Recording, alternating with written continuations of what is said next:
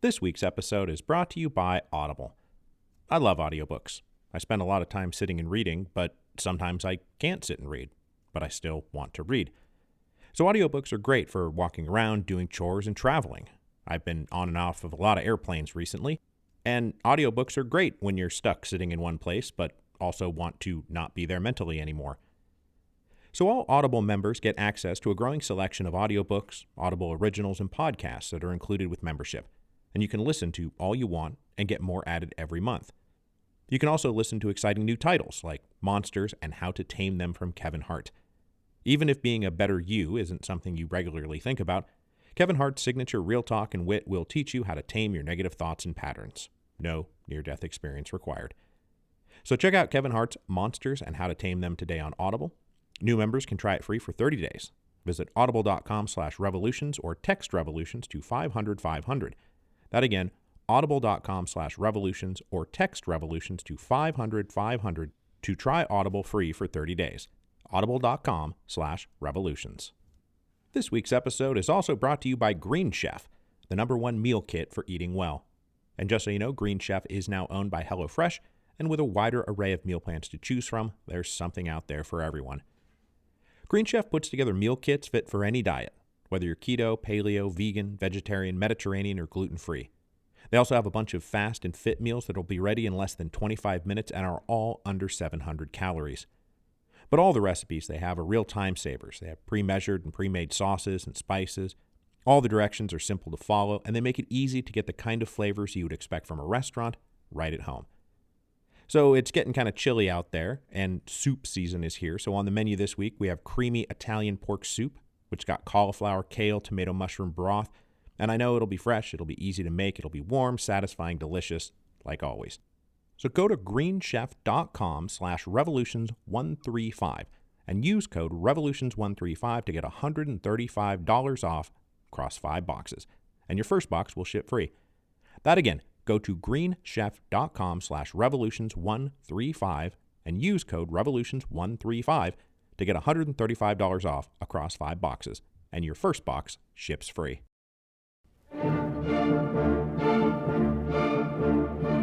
Hello, and welcome to Revolutions. Appendix 5, The Triggers. So far in the appendices, we've taken our once successful sovereign regimes to the precipice of revolution. About 10, 15, maybe 20 odd years before the revolution, destabilizing disequilibrium enters the picture, caused by an increasing inability of the sovereign to balance competing political interests in the ruling class or manage the prevailing and ever-changing socioeconomic conditions. Then, 2 to 3 years or so before the revolution breaks out, this unstable system gets hit with a shock that hardens political divisions, draws sharp battle lines, and makes peaceful reconciliation increasingly impossible. This was especially true for those challenging the regime, not just because they were afraid of what might happen if they backed down, but because they now saw the sovereign as weak, incompetent, and ineffective. They saw how the sovereign behaved to all these crises and shocks and deemed them uniquely vulnerable to attack. So failing to press their advantage would be an unforgivably missed opportunity. And so everyone pushed on towards the precipice. And today we are going to talk about the moment everyone plunges over the edge together. The thing that takes all of this from potential revolutionary energy to kinetic revolutionary energy, and that is the triggers. Now, before we get into this, let's remind ourselves that nothing we have talked about so far guarantees a revolution. In fact, even at this late hour, no revolution necessarily follows from any of the conditions we've described so far. A sovereign can manage its political equilibrium in perpetuity. If disequilibrium enters the picture, the sovereign can regain its footing. It can change, adapt, and reform. Even after the shock to the system has come around, there's no guarantee that the crisis will meet a dramatic revolutionary trigger. More than anything else, revolutions are rare. They're so rare, they're super rare. And that's partly why they're so fascinating, because they are so uncommon. The uncommon draws our attention. The commonplace does not. So most of the time, the volcano gurgles and shakes, but ultimately does not erupt. The logic is never, if there is potential revolutionary energy, then there will ultimately be kinetic revolutionary energy. We must always, always, always keep this in mind. If you're a gambler and you would like to make a fortune, always bet against revolution. Besides, if you lose that bet and a revolution happens, maybe the revolution will wipe out all your debts. So either way, you can't lose. But obviously, we are here talking about the times revolutions did break out, when all the conditions were ripe and a trigger kicked that energy from potential to kinetic. So I want to start today by running quickly through the trigger points as I see them through all of our various revolutions, and then offer some thoughts on what we see. Now, what's interesting about a revolutionary trigger is that it's simultaneously only obvious in retrospect, because at the time it's nearly impossible to tell if this is just a dramatic event or if it's a revolutionary trigger. We won't know until we know the future. But at the same time, the trigger also needs to have enough dramatic impact in the moment that people recognize it at the time as a big deal, something important that has happened. So nearly all the triggers we'll talk about today were recognized as such pretty quickly, even if nobody planned for them to happen and they just sort of blew up at random, because that's been a running theme of the show, that certain conditions prevail, that many people are actively pushing towards a revolution, but when the deal actually goes down, almost no one predicts or plans the actual literal trigger in advance. They're not planned. They are simply capitalized upon by opportunistic improvisation. Revolutions are rarely scripted in advance. They are almost always ad-libbed. So as we go through what I think of as the triggers of the revolutions that we've covered so far on the show, your mileage may vary. You might disagree with me here and there, but I am going to offer what my read is on all of these events. So in the English Revolution, for example, we have this 1639 to 1641 crisis period after this shock to the system that was the Bishops' War.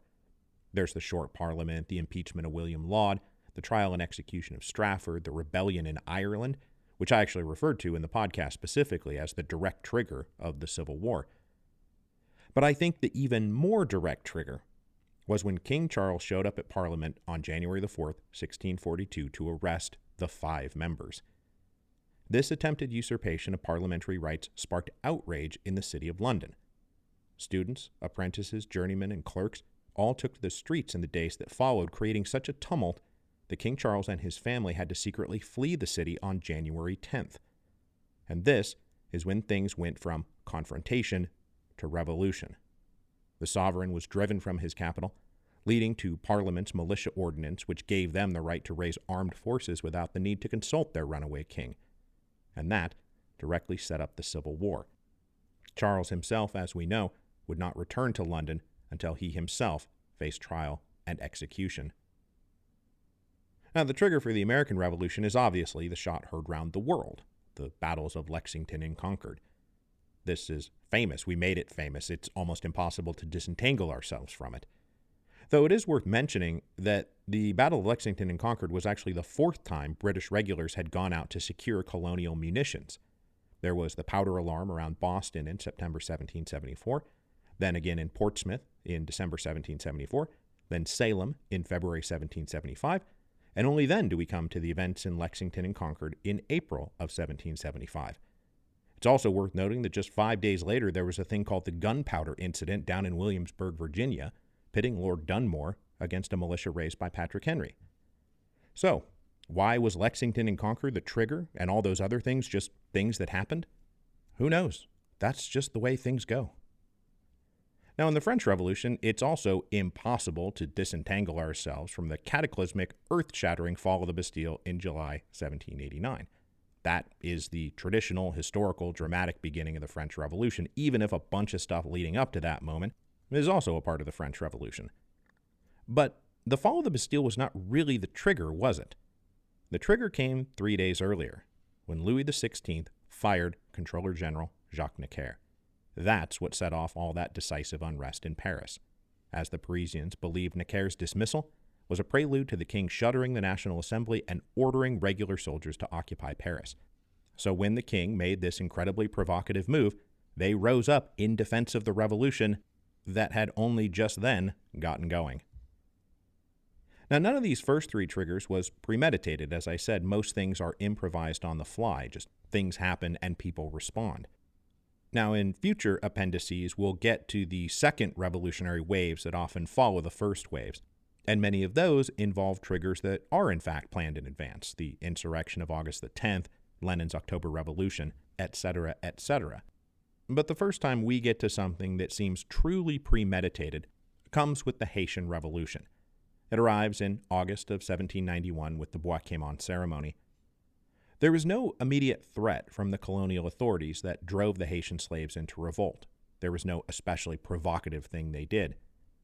The slaves just saw an opportunity, got together, and they did it. Now, with Spanish-American independence, it's obviously going to be a vast array of events out there because we're talking about things that unfolded across an entire continent. But we can point to those first cries of freedom in 1808 and 1809 and 1810, mostly triggered by news from Spain that there was this new national junta that had taken over and was inviting participation from the American components of the Spanish Empire.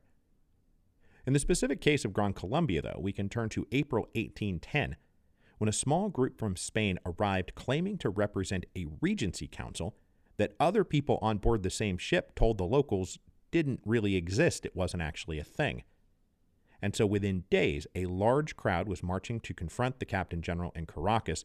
They demanded their own junta that would be answerable only to the king himself, who wasn't actually in power. This got them all rolling downhill towards a formal declaration of independence by the end of the year. Now, in 1830, we have as clear a cut trigger as we're ever likely to find.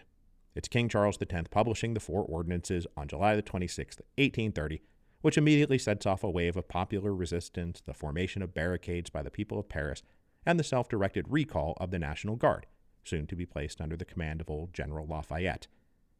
The trigger here is easy. It's the four ordinances. And once again, the regime has done something provocative, and people are rising up in response. Now, in 1848, we know the final crisis revolved around the banquet campaign, with Francois Guizot ordering the last and biggest of the planned banquets shuttered in February 1848. But though tumultuous unrest started immediately on February the 22nd, it was not actually clear what the ultimate result of this unrest would be, nor how much, if anything, the regime would have to concede in order to restore order. And this was true until about 9:30 p.m. on February the 23rd, 1848, when French troops fired on Parisian demonstrators, leaving scores of dead and wounded. This moment was referred to then as the Massacre of the Capucines, and it turned the crisis into a revolution. This is the moment. This is the trigger. Louis-Philippe was riding out of Paris into exile by noon the very next day. And as for the rest of Europe, as we talked about in Season 7, when you make a circuit around the continent, you can basically track the beginning of each revolution in Germany or Italy or Austria or Hungary by how long it took to deliver news bulletins from Paris.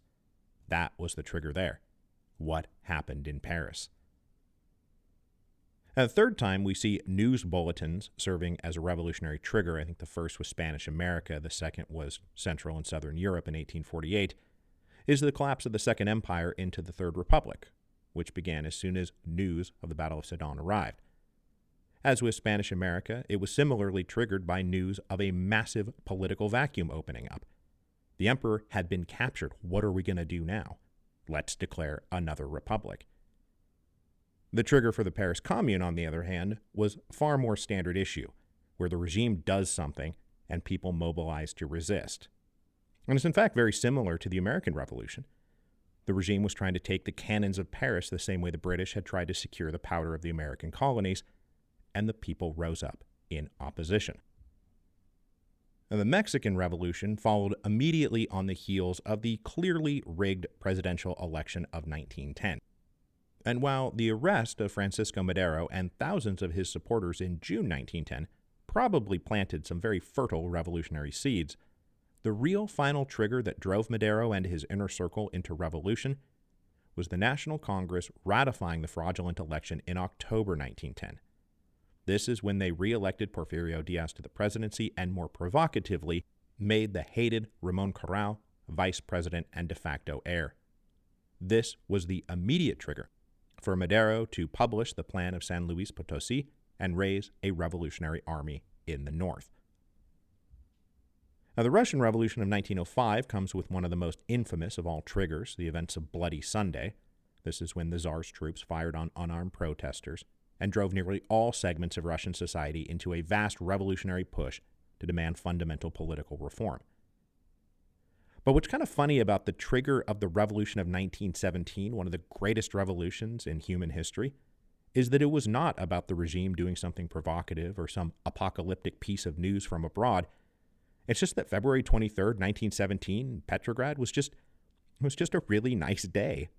It was warm and comfortable after a very long and very cold winter.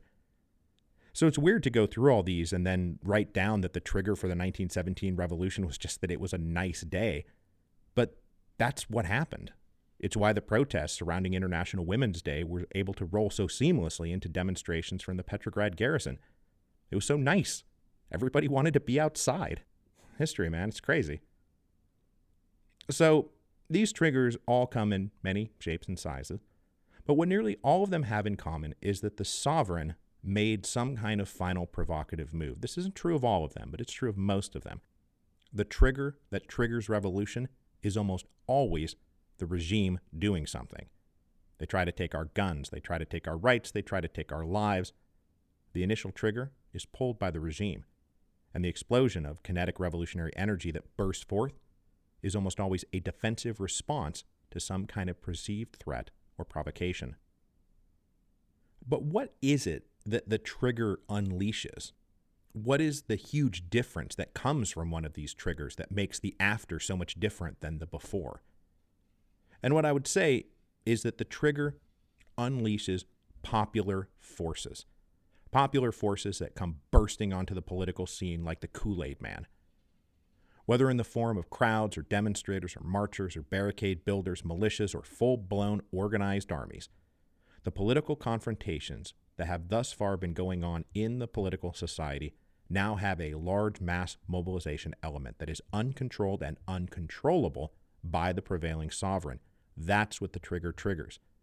That's when an intractable political crisis becomes a full-blown revolution, when the people get in on the action. Now, no doubt, many of you out there listening have perhaps been surprised by the early centrality that I have placed on ruling class divisions as the vital precursor of revolutions, rather than talking about popular upheavals, grassroots pressure, social movements, kind of things that come from outside the narrow band of the ruling class. These popular forces come with agency and direction and purposes beyond anything the ruling class is interested in, so why not make them the center? But my read on all these events that we've covered is that absent irreconcilable differences inside the ruling classes, those popular forces can't make a revolution. They can only make a revolt or an insurrection or an uprising. A united ruling class is a very tough nut to crack. Unless that popular energy links with defecting elements from inside the ruling class who have the resources and authority and leverage necessary to actually make the thing happen, this revolt will most likely burn out or be suppressed. Only when the ruling class is divided and when a major faction is ready, willing, and able to ride popular waves rising up in the street do we get a revolution. Now, that said, there's a crucial distinction then to be made the other way. If a breakaway group from inside the ruling class takes power without introducing any popular forces, it's what? It's probably just a coup d'etat. So, if popular uprisings without elite support are merely revolts, and elite cliques trying to seize power without popular support is merely a coup, then I think that maybe we can sharpen our definition of a political revolution. I said that it was when the existing structure of political power, how power is exercised, justified, legitimized, defended, and transferred, is displaced by a force originating beyond the bounds of that existing structure and is replaced by something different. I should now add the notion that the force originating beyond the bounds of the existing structure has to have some sort of broad popular element and some kind of element inside the ruling class. There needs to be a cross-class alliance for it to count as a revolution. Now, it's also important to qualify everything I've just said by saying that it is not, in fact, the case that there were no popular forces at work in our various revolutions prior to the final trigger being pulled. It's not the case that the trigger necessarily brings people out into the street for the first time.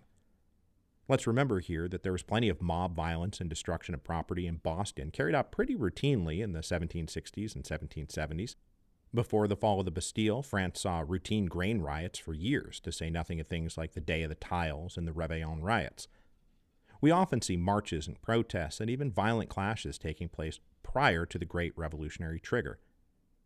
What makes the trigger a trigger is that it fuses the interests of that breakaway clique in the ruling class and a popular force now backing them up.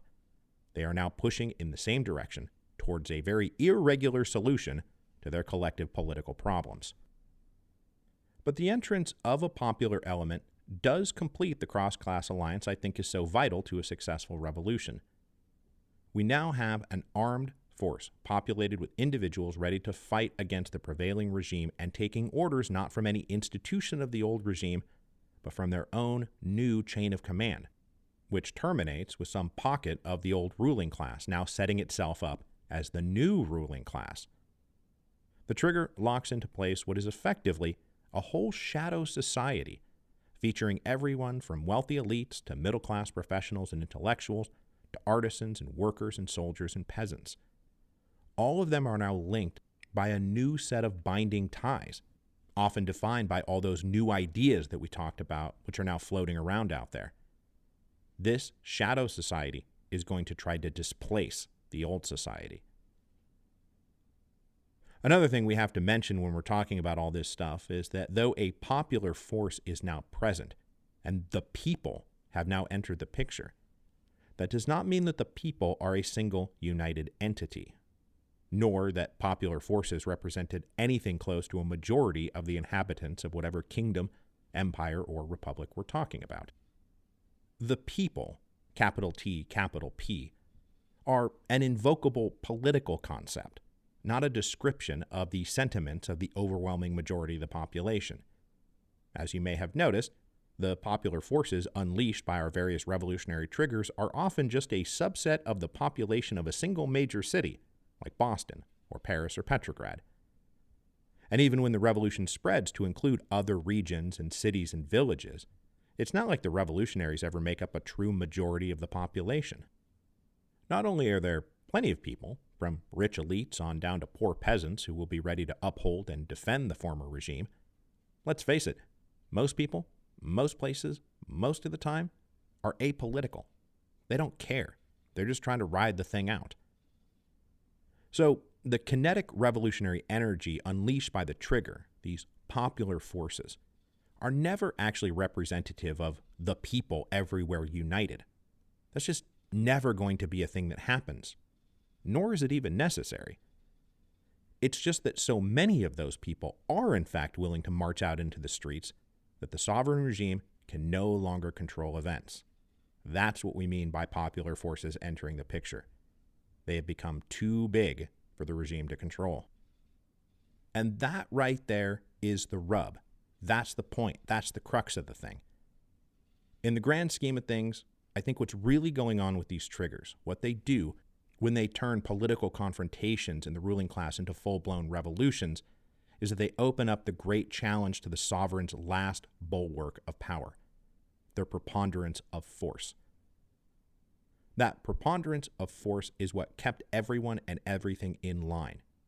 It's what the sovereign has that practically makes it a sovereign, a monopoly on the legitimate use of force. Until the revolutionary trigger gets pulled, this preponderance of force is not questioned.